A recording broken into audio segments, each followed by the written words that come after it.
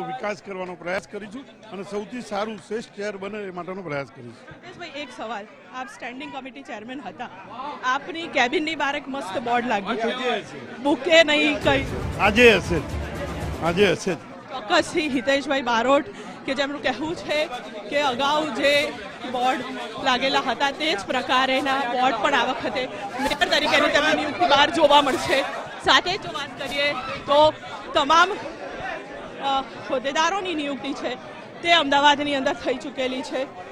સાથે જ standing committee chairman આપણી સાથે છે કમલેશ પટેલ। કમલેશભાઈ, ચેરમેન તરીકે ભારતીય જનતા પાર્ટીના શીર્ષ નેતૃત્વએ આજે મારી સ્ટેન્ડિંગ કમિટીના ચેરમેન પદે વરણી કરી છે, તે બદલ હું આદરણીય વડાપ્રધાન શ્રી નરેન્દ્રભાઈ મોદી સાહેબ, ગૃહ અને સહકારિતા મંત્રી આદરણીય અમિતભાઈ શાહ સાહેબ, પ્રજાવત્સલ મુખ્યમંત્રી આદરણીય ભૂપેન્દ્રભાઈ પટેલ સાહેબ અને અમદાવાદની સતત ચિંતા કરતા એવા પ્રદેશના અધ્યક્ષ શ્રી જગદીશભાઈ વિશ્વકર્મા સાહેબ, અમદાવાદના પ્રમુખ શ્રી પ્રેરકભાઈ શાહ સાહેબ અને મોવડી મંડળના તમામ લોકોનો હું હૃદયપૂર્વક આભાર માનું છું।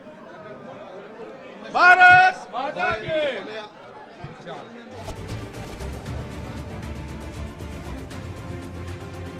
અમદાવાદ મહાનગરપાલિકાના જે પદાધિકારીઓ છે તેમનું નામ હવે જાહેર થઈ ચૂક્યું છે। મેયર પદે હિતેશભાઈ બારોટની વરણી કરવામાં આવી છે, તો ડેપ્યુટી મેયર પદે અંજુબેન શાહની નિયુક્તિ કરવામાં આવી। હિતેશ બારોટ જેવો અગાઉ પણ તેમને અનુભવ રહ્યો છે, સ્ટેન્ડિંગ ચેરમેન પદે કમલેશ પટેલનું નામ જાહેર કરવામાં આવ્યું છે અને પહેલા પણ પાલિકામાં જે પદાધિકારી તરીકે ફરજ બજાવી ચૂકેલા હિતેશ બારોટે આજે પણ એ પ્રકારે શું કહેશો, ડેપ્યુટી મેયર તરીકે નિયુક્તિ થઈ છે? પહેલાં તો હું મારા ભાજપ પરિવારને બહુ ધન્યવાદ આપીશ કે એમને એટલો વિશ્વાસ મૂક્યો છે મારા ઉપર ને એ પ્રમાણે જે આપણા અમદાવાદ શહેર માટે જે વિકાસના કામો હશે એ હું ને આખા મારા અમદાવાદની જે ટીમ છે બધે સાથે મળીને એ વિકાસને અમે પરિપૂર્ણ કરીશું। તો આ અંજુબેન અમદાવાદ શહેરના ડેપ્યુટી મેયર જેમનું કહેવું છે કે જે વિશ્વાસ મૂક્યો છે તેના બદલ આભાર માન્યો અને તેની સાથે જ કામ છે તે આગામી સમયમાં અમદાવાદ શહેરલક્ષી કરશે તેવો વિશ્વાસ તેમણે વ્યક્ત કર્યો છે। ડેપ્યુટી મેયરે પણ આભાર માન્યો। અમદાવાદ શહેરને હવે સર્વશ્રેષ્ઠ શહેર બનાવવાની નેમ હિતેશભાઈએ વ્યક્ત કરી। દંડક તરીકેનું પણ નામ જાહેર કરવામાં આવ્યું છે। મહાનગરપાલિકાના હોદ્દેદારોના નામની જાહેરાત થતાની સાથે જ ખુશીનો માહોલ પણ જોવા મળ્યા। પક્ષના નેતા તરીકે જશુભાઈની નામની જાહેરાત કરાઈ। મેયર પદે હિતેશભાઈ બારોટની વરણી કરવામાં આવી છે, જ્યારે ડેપ્યુટી મેયર પદે અંજુબેન શાહની નિયુક્તિ કરવામાં આવી। બંને જણે અમદાવાદને વિકાસના પંથે આગળ લઈ જવાની વાત કરી। સ્ટેન્ડિંગ ચેરમેન પદે કમલેશ પટેલનું નામ જાહેર કરવામાં આવ્યું છે અને તેઓએ પણ પક્ષનો આભાર માન્યો। પક્ષના નેતા તરીકે જશુ ઠાકોરના નામની જાહેરાત કરવામાં આવી છે।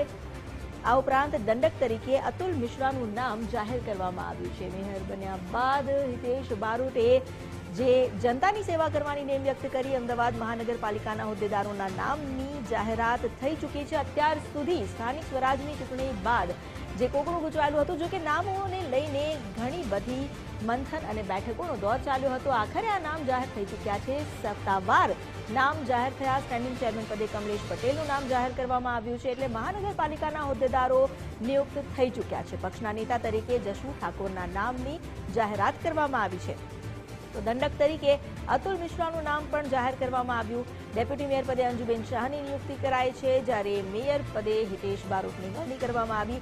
અહીં મેયર બનતાની સાથે હિતેશ બારોટે જ્યારે ગુજરાત ફર્સ્ટના સંવાદદાતા સાથે વાત કરી તો તેમણે આગામી સમયમાં પણ આ જ રીતે જનતાની સેવા કરવાની નેમ વ્યક્ત કરી। સાથે તેમના જે કચેરી છે તેમની ઓફિસની બહાર જે બોર્ડ લાગેલું હતું, જે બોર્ડ હતું અને નો બુકે નો ગિફ્ટની વાત હતી, તે જ રીતે આગળ પણ સેવાની ભાવના સાથે તેઓ જનતાની સેવા કરશે, એ જ પ્રકારે કામગીરી ચાલુ રહેશે તેવી વાત તેમણે કરી છે, તેવો વિશ્વાસ તેમણે વ્યક્ત કર્યો છે। ડેપ્યુટી મેયર પદે અંજુબેન શાહની નિયુક્તિ કરાઈ।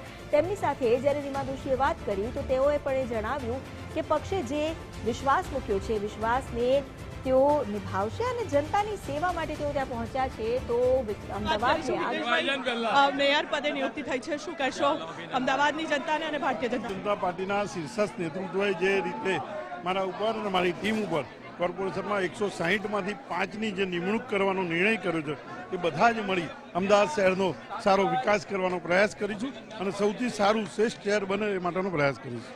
ભાઈ એક સવાલ, આપ સ્ટેન્ડિંગ કમિટી ચેરમેન હતા, આપની કેબિનની બહાર એક મસ્ત બોર્ડ લાગ્યું હતું, બુકે નહીં કઈ આજે હશે ચોક્કસથી હિતેશભાઈ બારોટ કે જેમનું કહેવું છે કે અગાઉ જે બોર્ડ લાગેલા હતા તે જ પ્રકારેના બોર્ડ પણ આ વખતે મેયર તરીકેની તેમની નિયુક્તિ બહાર જોવા મળશે. સાથે જો વાત કરીએ તો તમામ હોદ્દેદારો